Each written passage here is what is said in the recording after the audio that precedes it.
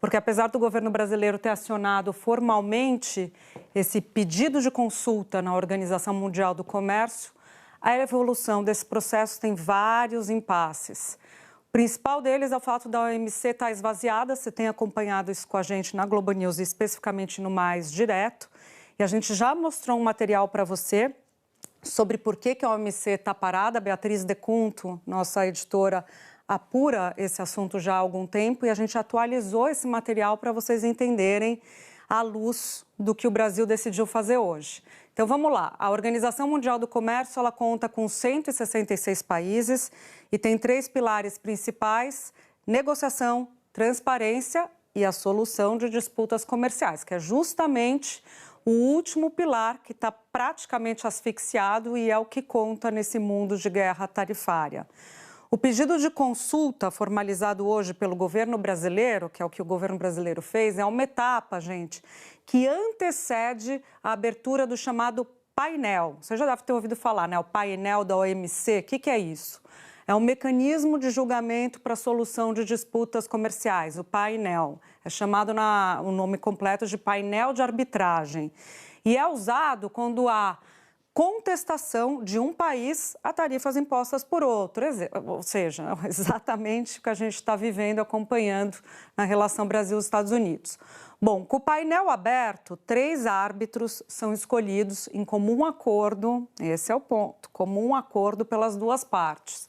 Aí isso acontece quando está funcionando normalmente a OMC, né? As partes apresentam seus argumentos, o painel emite um relatório e se um dos países discordar desse resultado, vai para o que é, na prática, uma segunda instância, que é chamada de apelação. Bom, a gente está falando de 3 membros na primeira instância, 7 membros na apelação, com mandatos que duram 4 anos. São esses integrantes que analisam os recursos do processo, que vieram do painel de arbitragem. Aí, olha só, ao menos 3 dos 7 precisam atuar nessa fase de apelação.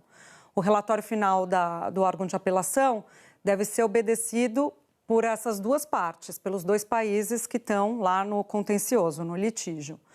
Todos os países integrantes da OMC precisam concordar, todos, com a escolha dos 7 integrantes do corpo de apelação, que é a segunda instância. E aí você já entendeu, é esse um impasse. A organização tem enfrentado resistência para renovar esse quadro. Os desafios começaram no primeiro mandato de Trump, lá atrás, 2017, quando a gestão dele passou a bloquear o consenso e, portanto, não nomeava novos juízes e os mandatos iam expirando. Aí, em 2019, o número de integrantes ficou abaixo do mínimo, que é a regra para julgar as apelações. A regra de 3, como a gente falou, são 7, mas com 3 pelo menos funciona. Bom, aí a OMC foi atrás de uma alternativa, gente. Criou um mecanismo paralelo chamado MPIA, que é composto por 52 países que seguem com as apelações quando necessário. O pessoal que quer jogar, quem está no jogo está lá, esses 52 países. Mas essas decisões só valem para quem topa, para esses 52 integrantes. Então, os Estados Unidos, por exemplo, não estão nesse grupo. Tá Brasil, tá China, tá países da União Europeia. Então, se tiver contencioso com essa turma, ok, eles vão para esse órgão criado pela OMC. Se for com os Estados Unidos, não adianta. Em novembro de 2020, o último integrante do corpo de apelação teve seu mandato expirado. E aí, desde então, não há nenhum juiz no cargo e os processos na segunda instância, nesse mecanismo de solução de controvérsias da OMC, estão paralisados. Hoje existe uma fila, gente, com 32 processos de disputas comerciais que não podem ser resolvidos porque foram apelados para o órgão que não tem condições de funcionar. Então, quer dizer, tem que ter, são 7, tem que ter no mínimo 3, e você precisa indicar, e as indicações não saem do papel porque não há consenso. Bom, ao mesmo tempo que o Brasil tenta uma solução para o tarifaço via OMC, o governo ainda trabalha na finalização daquele plano de socorro dos setores afetados pela sobretaxa.